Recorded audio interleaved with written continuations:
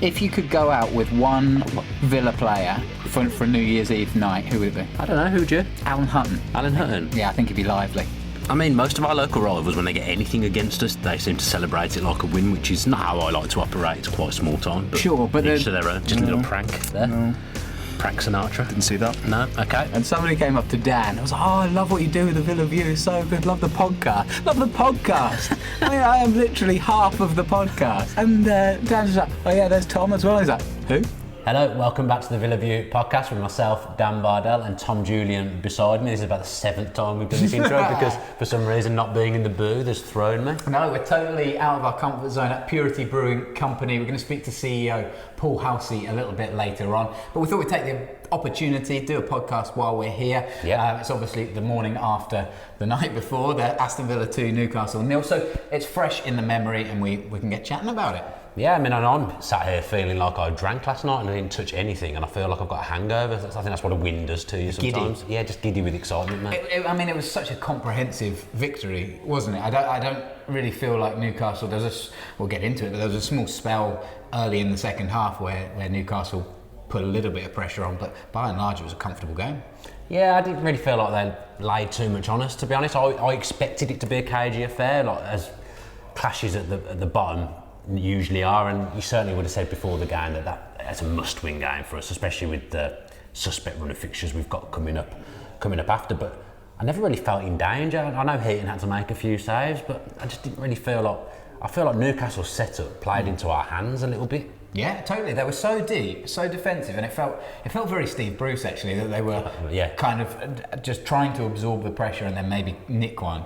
And obviously that fell apart about halfway through the first half. But Villa, a couple of changes to start the game, which I think both of us were very happy about. Obviously, Hourihane came back in, Tom Heaton back in goal as well. Dean Smith said it after the game that Hourihane was always going to be in his plans for this game. That's interesting. But it was good.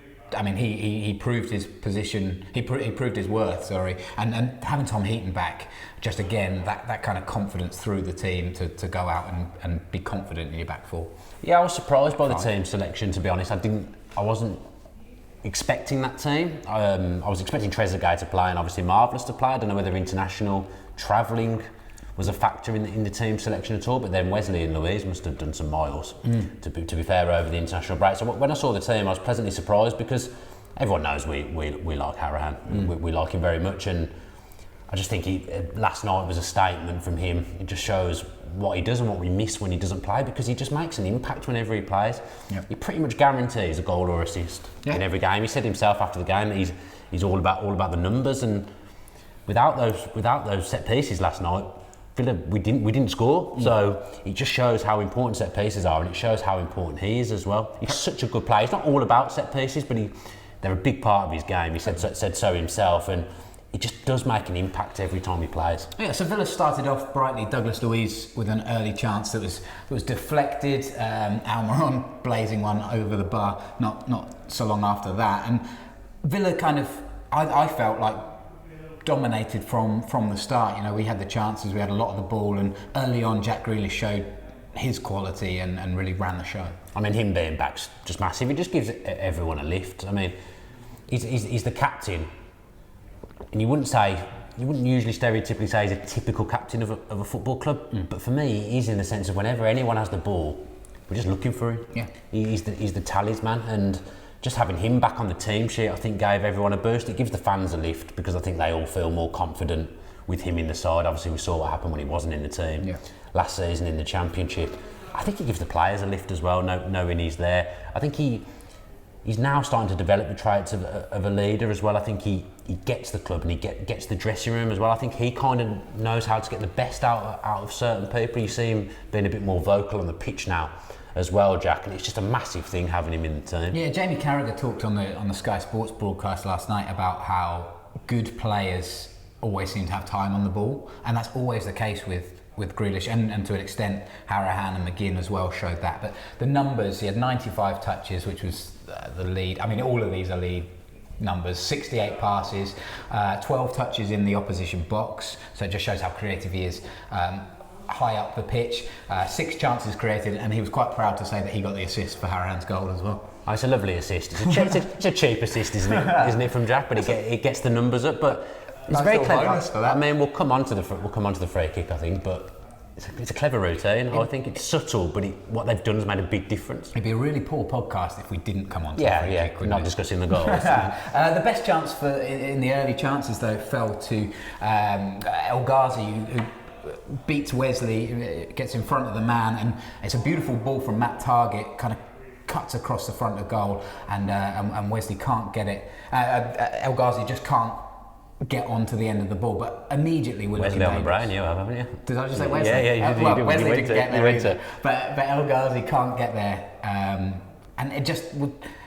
I felt like we were very sharp at that point. El Ghazi, it may be slightly too early in the game for him, and he just couldn't quite make it. Like, he sticks a foot out, and it might be 1-0 already. I thought he was in the box a little bit more than he usually is last night. I don't know whether that was purposeful, that was tactical, but he seemed to me to be inside and in the box a lot more last night.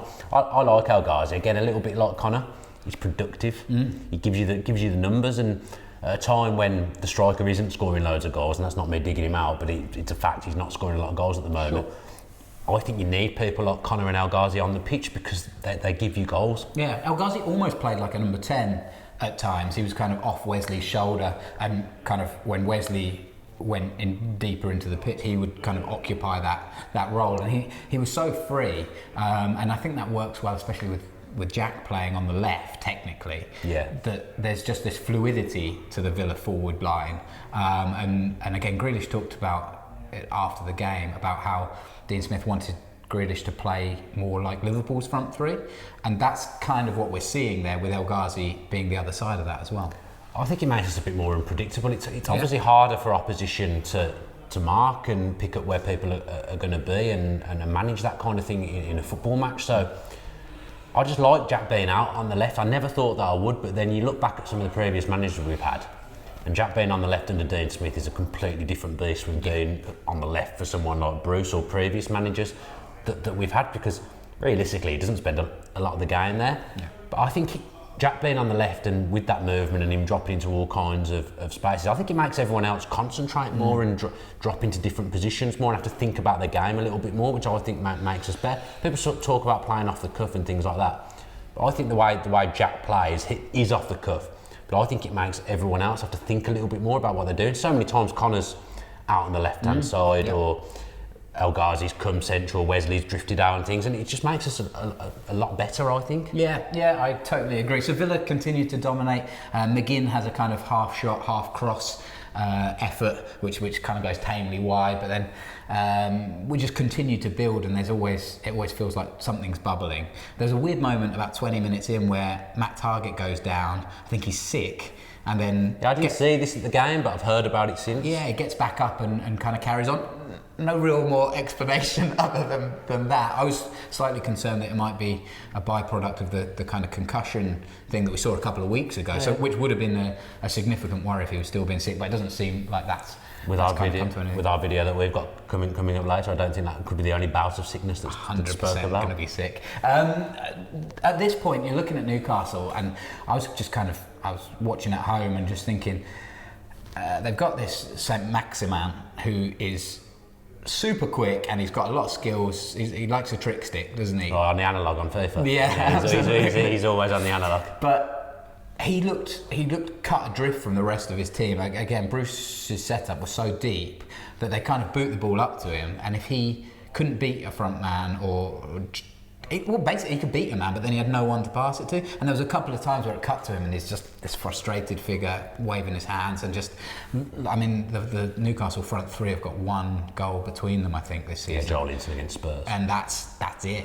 And that's got to be concerning for them. But I think Villa marshalled St Maximin really well the whole evening. I mean, Gilbert's pretty quick, which I think helps. Sure. I mean, their defenders are their main source of goals. Yeah. At the moment, I thought we dealt with them really well from set plays throughout the game. Actually, whenever they did, rarely. Fernandes had that chance, didn't he? Yeah, but I think header that. In general, we dealt with set plays very well for a team that's been scoring a lot from set pieces. And I thought we looked quite dangerous from set plays ourselves. Yeah, well, sure. Actually through the game, we had about 50 corners in the second half alone.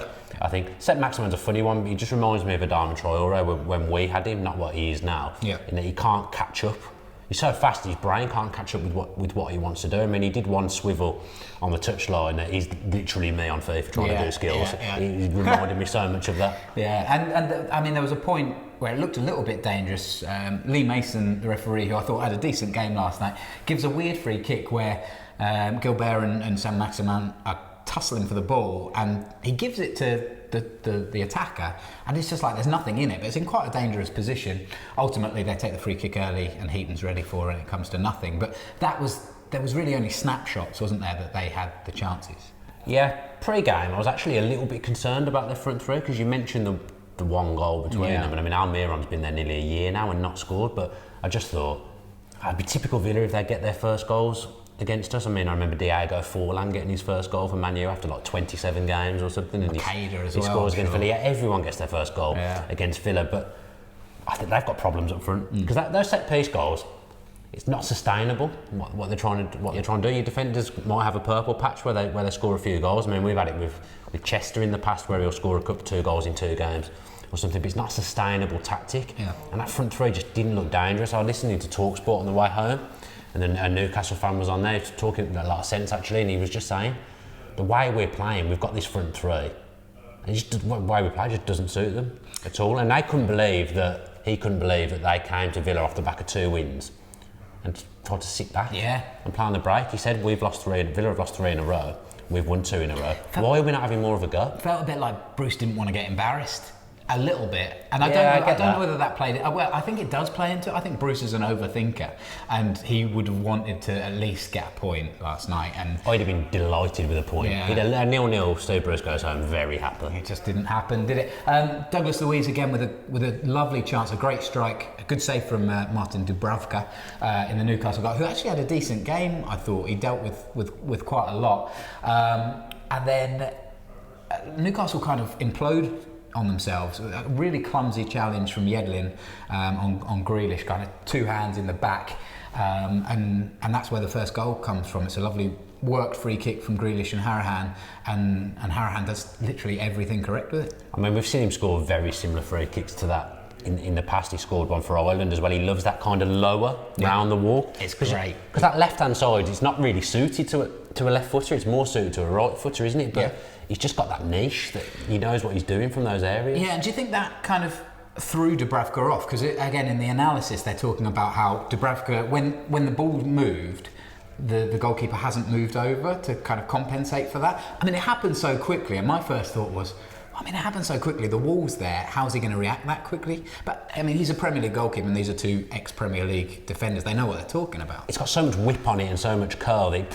the keeper might think it's going wide initially. Right. And it just whips in, curls in so late. Right. It's a lovely, lovely free kick, and from the whole end, I could see Bruce and his coaching staff were desperately trying to get the wall to shift over, like they were going mad, and the message never got across, luckily for us. Yeah. But they were going nuts trying to get that wall across. They'll be fuming. And they'll know what Connor can do from free kicks, Bruce and Steve Agnew and Clements. They'll know more than anyone that he's a very good set piece player, and from their point of view, I think it's probably a poor goal.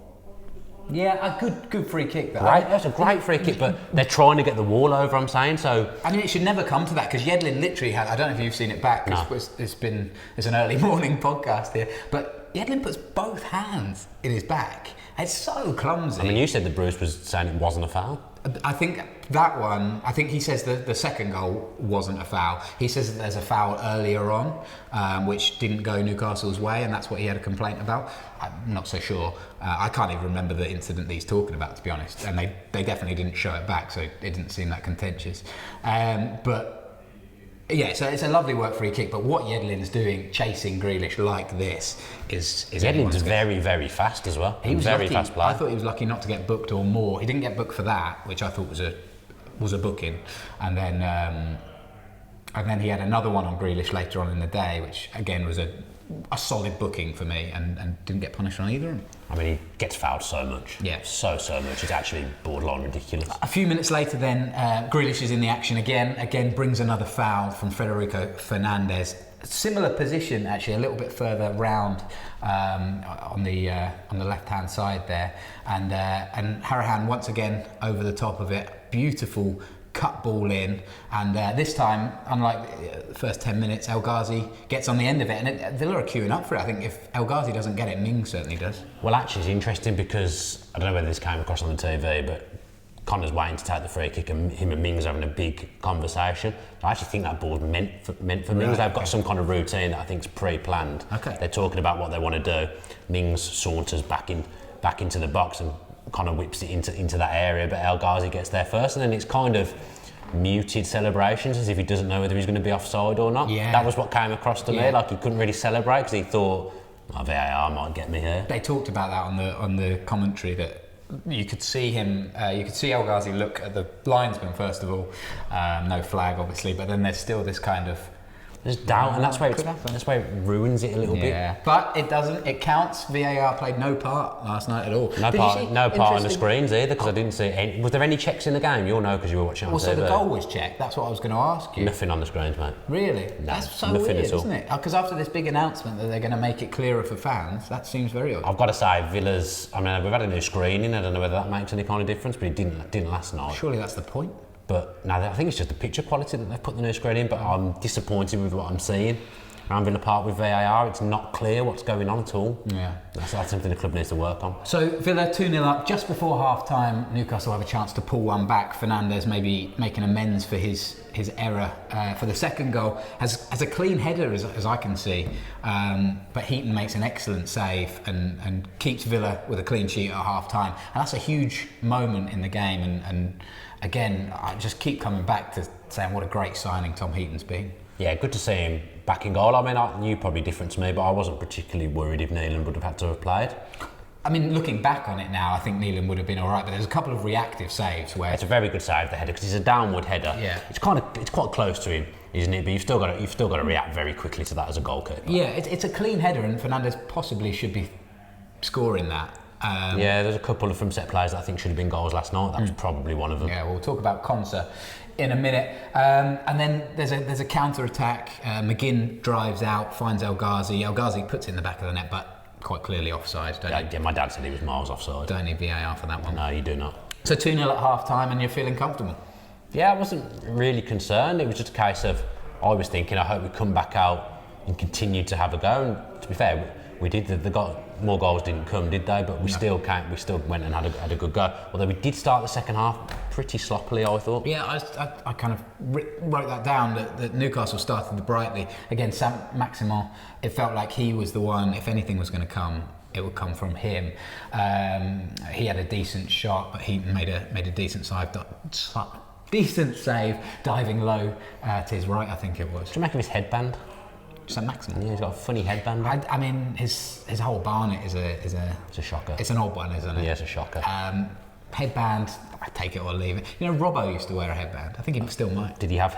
I mean, he hasn't much hair. Oh yeah, that's true. He used to have a lot more hair, but then the kind of genetics got to him. Fatigue. Yeah. So I don't mind a headband. I wouldn't pull one off myself. I don't think. I think I've probably worn one at some stage in my life. Definitely. Yeah, probably. I'm going to bring it back. For today, for this afternoon. No, God. So should we reveal what we're doing for this video? We might as well. We've touched on it a couple of times. Well, it'll be out after this. I know, but we could touch on it now on what we're doing. We basically got a PT session with Tony Daly later, which is greatly concerning me. More so that it's on film is the concern for me. I think not the worry for me, and this wouldn't have changed anything, but it wasn't initially supposed to be a PT session, and that's been dropped on me this morning. I mean, I thought we'd clear communication. I thought the communication had been clear and obvious, Tom, but obviously it hadn't. Not that I could have done much different to salvage myself, but I'm greatly worried about. I mean, you can't rewind for the last 2 years, can you? No. There's nothing you can do about that. Really let myself I've had a bad 2 months as well in the gym, which is upsetting me. I was really consistent for about a year and a half, and I've had a bad 2 months. I had a tie last night. Oh. Not the best preparation. No, anyway, but look out for that video. Yeah, it would be a good watch. I could imagine it being a good watch. There might be some uncomfortable scenes in there, though. Yeah, very, very uncomfortable. So again, Newcastle have a lot more possession first 10 minutes or so, but nothing apart from that Saint-Maximin chance. Nothing that really concerns the Villa back five. And then Villa on kind of not out of nowhere, but get themselves a corner. And Ezri Consa really should make it 3 from close range. He can't put the ball in the back of the net. Yeah, he should have scored. We had, as I alluded to earlier, we had so many corners during that passage of play. Yeah, like Fernandez, he probably should tuck it away. And you can tell by his reaction that he knows he should put it away. I think that's even easier. It's such a good chance. He's completely free. Yeah, completely free. No one anywhere near him. He had a good game though, Consa. He slotted in very nicely, I thought. There was one moment of madness where he swings at a ball and it almost deflects back into his goal. Heaton looked very relieved when it went past the post. But yeah, generally, do you think he's done enough to displace Engels for if for example both are fit for Manchester United? Not sure. I think he'll probably keep his place based on the fact we kept a clean sheet. Yeah.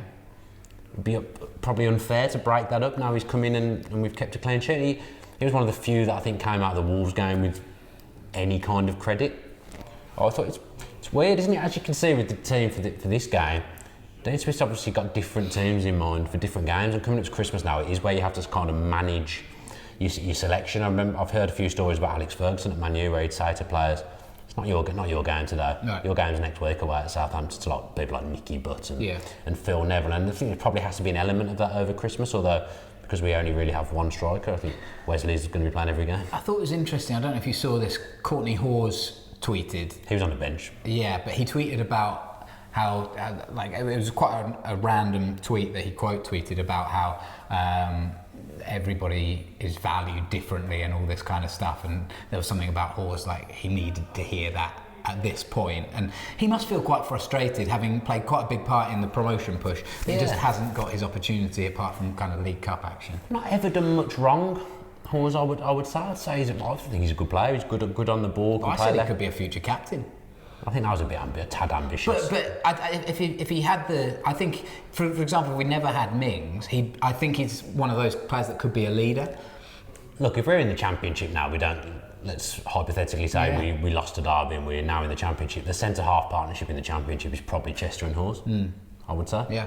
He did a very good job for us, and you never know, you might get a chance again. I mean, he's on the bench at cover for left back and centre back. Yeah. With Engels out at the moment, so if he gets the chance, it's just up to him to grasp it. It's harder as a defender when you get in sporadic games to come in and grab your chance, I would say. Definitely true.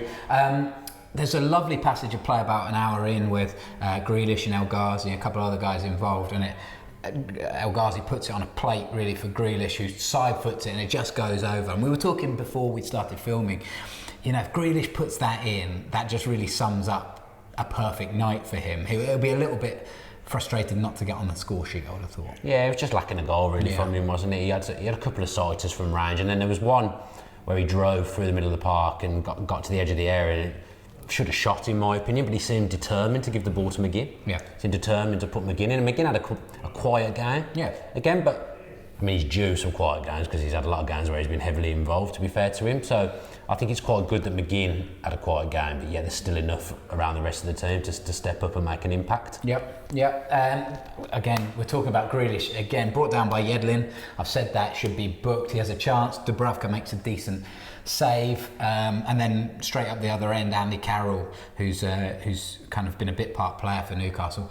A beautiful touch on his chest and strikes it so sweetly, possibly too well, and it's straight down the throat of Heaton. He never really threatened, I didn't think. Andy Carroll was kind of similar to the rest of I think Newcastle had 4 strikers on at one point, and none of them could really do anything. I mean, it took me back to the lovely days of when we were away at Bolton in the snow and Bruce is bringing on all the strikers for Villa. I said to my dad when about 60, 70 minutes, I was like, I'm waiting for him to throw on all the strikers and not have a clue, and it came. And Dwight Gale came on. When Dwight Gale came on, I tell you what, I've never seen a reaction to a player coming on from my dad. You'd have thought they were ringing Messi on. He was absolutely terrified by Dwight Gale coming on.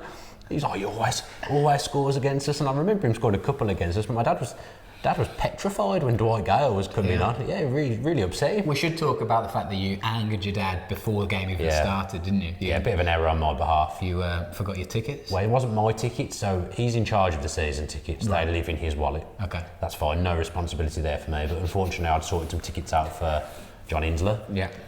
And we were halfway to the ground and John Inslee just texted me saying, I'm here, and I was thinking, Well, you might be, mate, but the tickets are sat. So I had to drive back and get them, and then we literally just made kick-off because getting into the car park was an absolute nightmare. Dear me. Ghazi, I genuinely thought I was going to cause my dad to have a heart attack last night. I was quite relieved when we got home with no issue. That's good. Yeah. Good to hear. Yeah. Glad to hear David is all It's always nice to hear that people don't have a heart attack. Yeah, very much so. So with about 10 minutes to go, Villa, I'd say in cruise control really at this point, and there's a lovely opportunity for Wesley to grab another goal this season from a few yards out. All he has to do is put it anywhere past Dubravka. Doesn't do it. A few people on Twitter telling me that Dubravka made a nice save. Should score.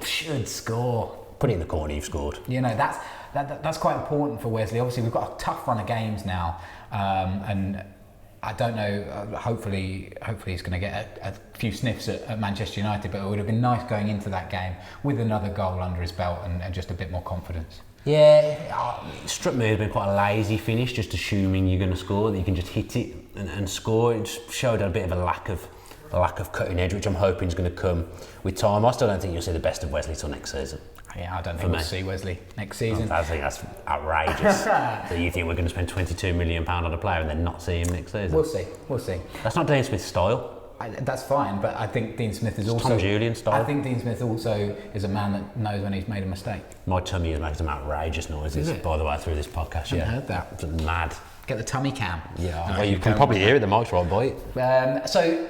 Tummy cam.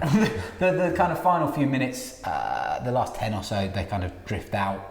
You know, it's kind of uneventful both sides. Villa see out a game with the third clean sheet of the season, which is really, really important. Pleased with that after some of the 10-minute spells we've had at the end of games, to be fair. It's massive. Nice standing ovation for Conor Hourihane as well. Yeah, I think that was why he was taken off, purely for that, wasn't it? And that's a nice touch. That's good management. We hadn't made a sub, so... No, that's really good management, because you'd expect it to be Jack or McGinn that goes off. It's nice to like point out that Conor was probably unlucky not to get man of the match on Sky.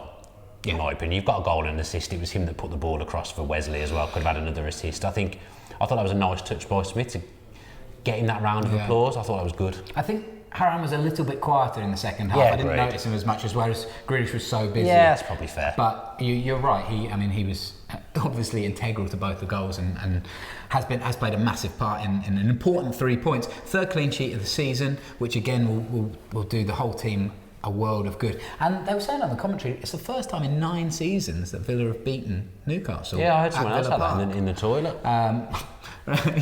Good chats in the toilet, mate. Good extra knowledge there. So again, a massive result. You know, when things shake out at the end of the season, we may be looking at that as a really important 3 points. I feel like we say that about every game, though. You can look back to that game at the end of the season, and that could be costly. It could give us 3 points there. I think that's true, isn't it? You have to win your games. What we're learning is we'll look back at all 38 games and pick out moments. I think we should. Yeah, that'd be a really fun podcast. I think that's what happened. You go into Sunday now, whereas if we'd not won, you'd be a bit worried about Sunday and the run of fixtures coming up. But because you've won, you feel a little bit galvanised by it, and you think there's no reason why we can't go to Manchester United and get something, and they're not what they were. Yeah, I think we can cause them problems. I think they're actually a kind of team that I think will suit us as an opposition, if that makes sense. I think we can get at them. Yeah, I definitely think that's true. Manchester United are obviously not the force that they were, and we've had a lot of unhappy experiences at Old Trafford and Villa Park with Manchester United. Many at Villa Park especially. But they're not the team, and I think if Mings has a big game and whoever plays alongside him, Heaton as well, it's going to be important for him former Man U player. To return and play well. And if we can create the chances, then hopefully the goals will come. Man U must have former players go back every week, because so many of their players that play in the academy actually end up making it as footballers elsewhere. They must literally have previous academy players playing every week against them. I guess so, yeah. And I bet that's quite rare. Someone can do the research for me on that. That'd be good. You don't like to do any work, do you? It's not for me, that, no. But I think that's probably true, what I've just said. It's fair enough. We don't have that many questions from last night. But like fan cams, 5 people turned up to fan cams last night. Somebody said, is fan cams happening? So Lazy Jacob hasn't done it yet. Yeah, We should say that we're working Jacob on overtime. He's here with us today and with Tony Daly as well, and last night. So he will get to it at some point when he can be bothered. He's just about stayed awake through us doing his podcast. I've seen his eyes going a few times. It seems fair. There's a couple of questions on Purity Ale. Mainly, would anyone like to send? Would Purity Ale send a load of freebies out? I can say that's not going to happen. It's probably not up to us either. It's not our decision. We can't just walk into Purity and say, "Can I have some beer for our subscribers, please?" Yeah, it's true. Well, should we cut to the interview? It's probably a good time. It's a nice segue, as you would say. Yeah, it's a lovely segue. So let's jump into that right now. Okay, so we are joined by Paul Halsey, CEO of Purity Brewing. Paul, thank you very much for welcoming us to your brewery, first of all. It's a great time to be a Villa fan, back in the Premier League, and Purity Brewing have taken that one step further with this partnership, right? Absolutely, exciting. Yeah, what exactly are you doing with Villa, and kind of what brought it about? Well, I suppose it goes back, God, donkey's years ago. I'm 57, but I think I went to my first Villa game when I was 6 years of age, which was against Fulham. Kind of right, I think whatever the name of the stand, what is the Trinity Road stand, right in the back, drinking Bovril with my dad. We love a good Bovril. Yeah. Podcast, love a Bovril. Yeah, and it all started from then. And then my dad was a heavyweight boxer, so he was ABA heavyweight champion of Britain and Midlands heavyweight champion for 5 years on the bout. So going to Villa with Dad was a real experience because everybody used to stop Dad in the street and talk to him because they knew him.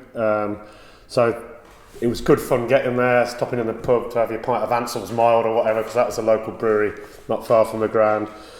And just being a part of the tradition, and we got a season ticket, and I was a season ticket holder, I think, for 11 years, up until the mid to late 70s. And yeah, I loved it, and it was my team. I went to see Villa play 1982 in the European Cup final, and it's a day I'll never forget, and I think everybody still lives back in that memory when you look around the ground now. But yeah, it's something. And then moved to Yorkshire. I've always been in the beer industry, so I worked for Bass, and we sponsored Carling sponsored football, rugby, everything. So I've always been involved in sport in my life, and beer industry, and it's just a kind of natural connection, isn't it? Beer and sport. Yeah.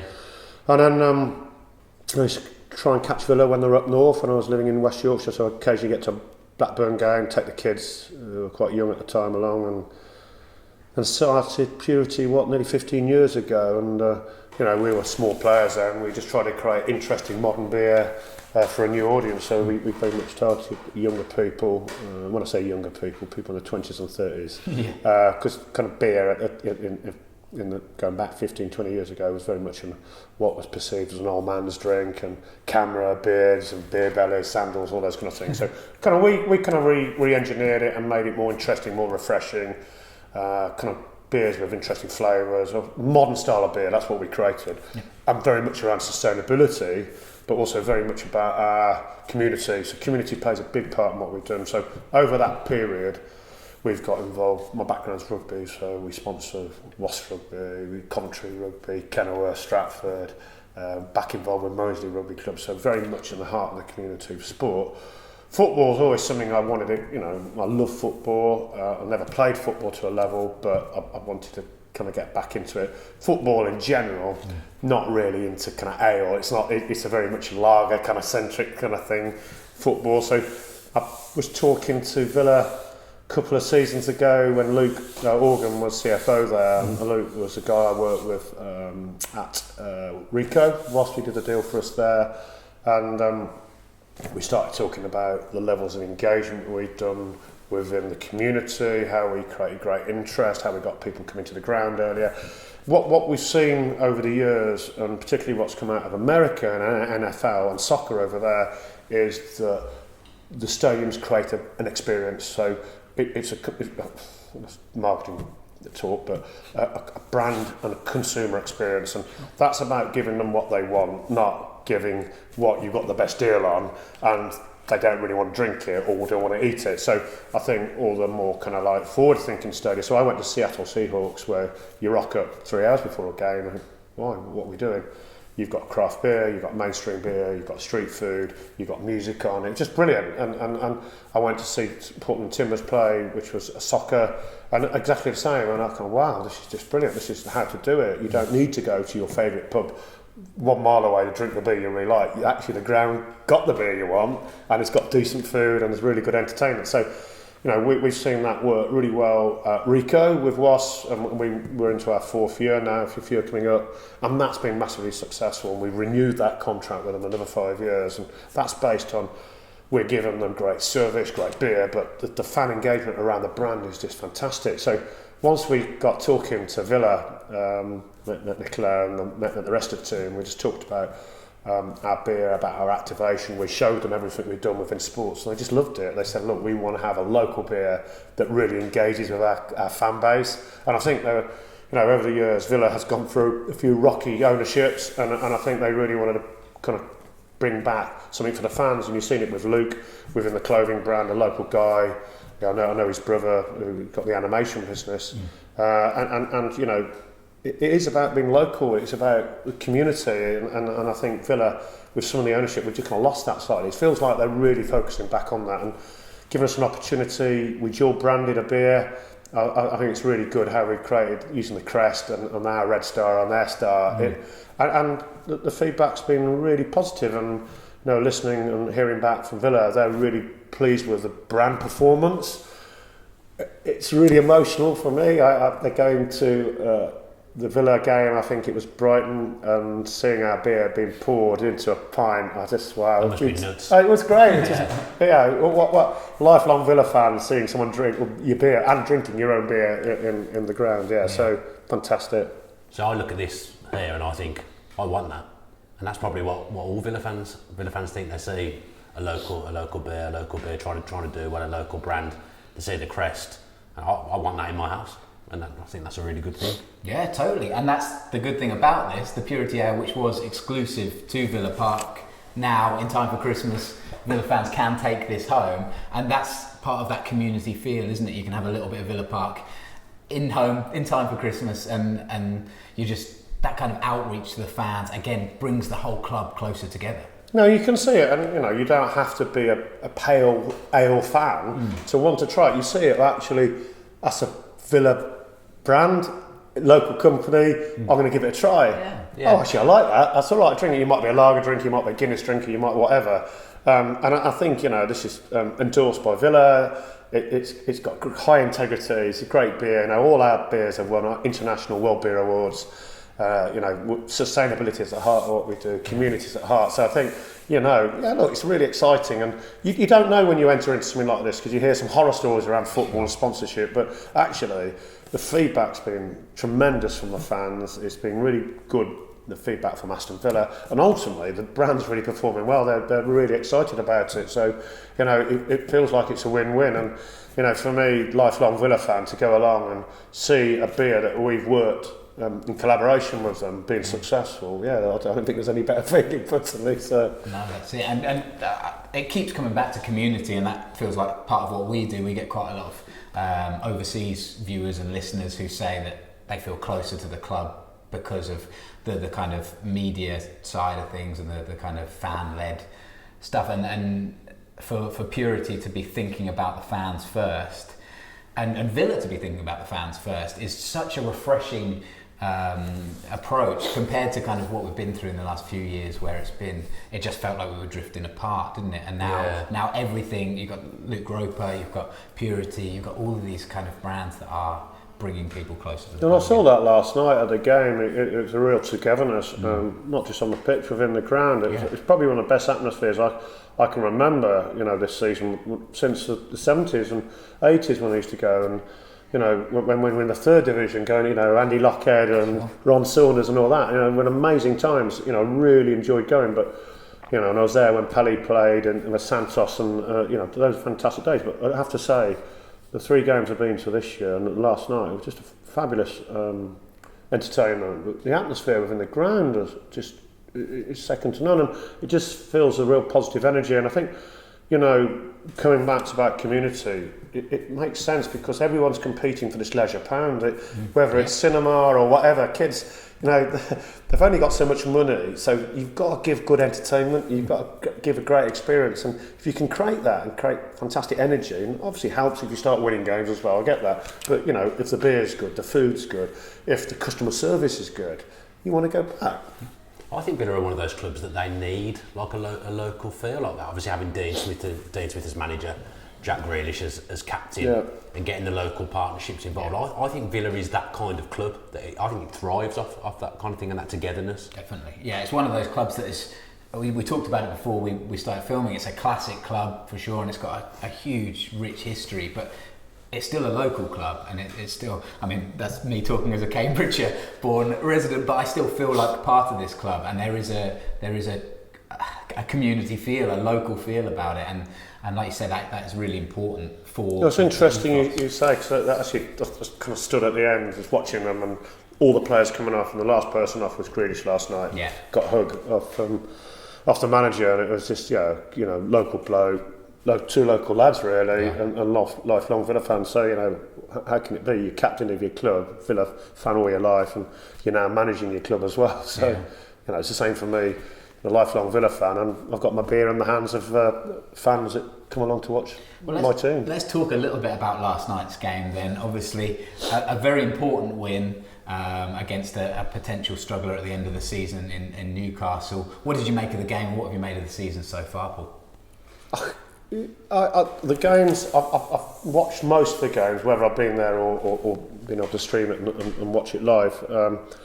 I think I'm pleased with the performance. I think there's real commitment from everyone. That's what I've seen. There's no one not really putting a shift in. I think the Wolves game was a disappointing game for me. That's the only game I felt really disappointed with. I think the other games, whether it's Tottenham, Arsenal, whoever, even Liverpool, I thought, Christ, we're so unlucky to lose that. But last night was an absolute must-win, and the guys turned up. I thought everyone under a man played really well, and I thought Hourihane was just marvellous last night. You couldn't falter it. So I think generally the commitment's been really good. I think there's a real togetherness, and I think you feel that in the fans as well. So I think if the fans feel like that, I think the players feel like it, and you want that energy. I think my background's sport, but also running sales teams, and you've got to apply the same. You've got to create energy. You've got to create a focus, a strategy, and you go and get it, and then you bring everyone with you. And so I think overview is there's been some frustrating games where I felt we shouldn't have lost, but we did in the second half. I thought last night was absolute, had to win that, and we performed. I thought Newcastle were disappointing. Yeah.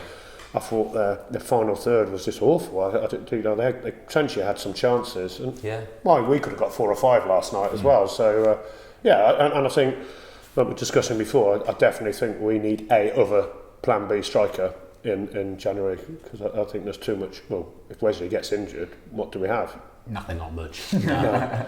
It's like quite a funny one last night, I thought, because I was expecting it to be quite cagey, because you could have labelled it like a relegation 6 points or something like that, but I thought we were just comfortable throughout. I never really felt concerned at any point during the game. Yeah, really good on the ball. Possession was fantastic. Just felt really relaxed about it, but with some urgency and pace around everything.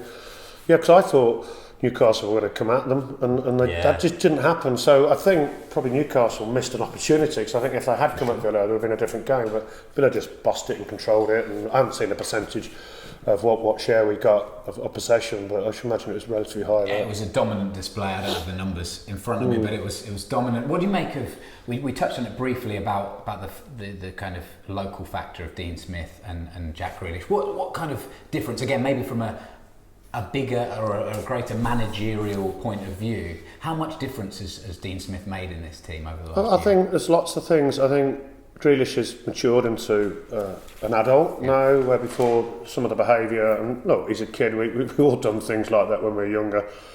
He's matured, and he's captain. He'll be a captain. The team, the other players look to him, the manager looks to him, and the fans look to him, and I think we're seeing some really solid behaviour. You look back 5 years ago, and Grealish, would you think he'd be captain? No way, but he's captain the side. He's, I think, performing really well. There's a level of maturity. Whether he gets in the England squad may be debatable. I don't really want him in the squad at the moment, so I want him playing 100% at Villa all the time, but no doubt he'll get there. He's quality, and I think when he's not playing, you miss him, we miss him. And having a local manager in Dean, great. I mean, I just feel there's a togetherness, and like I said to you at the end of the game last night, when Grealish comes off that hug, you could tell it's like father and son a little bit. It was quite, he really meant that. Yeah. It wasn't for the cameras. So yeah, I think it's a really positive thing, and I think that this plays back a little bit to having brands and having companies who are involved in the club that are local is really important, whether it's Luke or us. More of that, and I think the fans really buy into it as well, and definitely the club see that, they understand that. That's what they strive to do. Do you know if Dean Smith likes a Purity? I don't know. I can imagine he does. Yeah. He strikes me as a Purity. Yeah, a real ale kind of guy. He's not like a Carlsberg guy or anything like that. No, he did get one of these in his hand, I think. Definitely. So what is the future for Purity Brewing and Aston Villa? Have you got plans in place? Obviously, we've talked about the kind of exclusivity of the beer at Villa Park, and now it's available at home, but have you got bigger plans for the next couple of years? Yeah, look, we've got a 3-year deal with Aston Villa. That's going to be hopefully renewed based on the success. And first indications, third of the way for the season, is it's a success. So we just got to keep working on it, working with the club on it, developing the brand, and working with the fans, and doing interviews like this. It's really important that we can be seen to be engaging, and we're as good as our engagement and our activation. Our beer is a taken, given that it has to be great quality. We are going to carry on developing our relationships in sport, whether it's football, rugby, whatever, and we develop relationships. Essentially, we're a Midlands-based business in terms of most of our customers. We do really well in London, we do well in the southwest, and we're getting a further reach at the moment. So I think we definitely want to grow, but we want to grow with the right values, very much around our community, our sustainability. Sustainability is absolutely at the heart of what we do here. We're the Sustainable Manufacturer of the Year in 2015 for UK manufacturing, and we're runner-up in 2016. And we're seeing that agenda become bigger and bigger within the current climate and the world we live in. So that's important. So we want to be sustainable in terms of our growth, and I think in sport it's difficult. I mean, if Birmingham came to me and said I couldn't do it. It ain't going to happen. Yeah. That's good. I like those values. No, a joke. So we're going to grow with the right people and with the right values, and this just felt right. I suppose if you're a Blues fan, you're probably going to get it, or a Baggies fan, but hey ho, you're not going to be able to drink decent beer, are you? No, well that's their loss, isn't it? Yeah. Paul, thank you so much for your time. We really appreciate it, and hopefully we'll be speaking to you again soon. Great. Thanks, Paul. Cheers. Nice to meet you. Cheers, Paul. Nice to meet you. Yeah. Well, thanks to Paul Housey and to the whole Purity Brewing team here for allowing us in, and a little tour around as well. It's great to be here, isn't it? It's a cool place. Yeah, and we talked about it a lot in the interview, but they really do love the community, feel the Villa vibe of kind of getting everybody in, and that's what we're trying to do as well with the Villa View, isn't it? Just trying to make fans feel closer to the team. Quite like the Villa vibe. I feel like something could be done with that. The Villa vibe. Hashtag Villa vibe. Copyright. Don't touch it. We will be back next week. Yep. We do a podcast every week. Yeah. I'm so confused. I'm going to the United game and you're not. No, that's a rare. I'm going to Chelsea away. I don't know whether you are. Not yet. Okay. But there'll be a preview. Yep. Yeah, I'll do a preview. And there'll be a podcast next week as well. We'll be back in the booth, all things being well. And that's it, isn't it? Make sure you order one of these lovely Purity Ales from purityale.com. And a mug from the Villa View. Oh yes, we've got our own. Jesus Christ. We've got our own merch. Selling other people's stuff. If you haven't seen it, we've got a limited range of Villa View mugs as modelled here by Dan. They're a tenner plus postage. If you can afford to help us out, you get a little mug. It's basically, we don't want to ask for any money, so we're giving away these mugs in exchange for money. Yeah, Rollo left us high and dry. Yeah, the exactly. bank account is not good. He's cleared out the Halifax, hasn't he? Which, I mean, he's not your friend either. So why is he not my friend? Oh, Halifax. Oh no, that was my fault. Yeah, that was my fault. I love it how they called you out. I know, yeah. No, I deserved it. I took responsibility for that error time. Right, I need to drag that up. You can go through Dan's messages and find those, tweet and reply. Very funny. All right, so make sure you get yourself a mug, and if you enjoy the Purity Ale, which is exclusively at Villa Park, make sure you get some. I'm going to buy one of them as well. Me too. All right, nice one. Make sure you like, subscribe, turn your post notifications on, comment in the below whether you think, I don't know, that Villa are going to beat Manchester United, that whether Wesley's going to turn good or not. It's all up for debate. Good. What a lovely outro. Up the Villa. See you next week.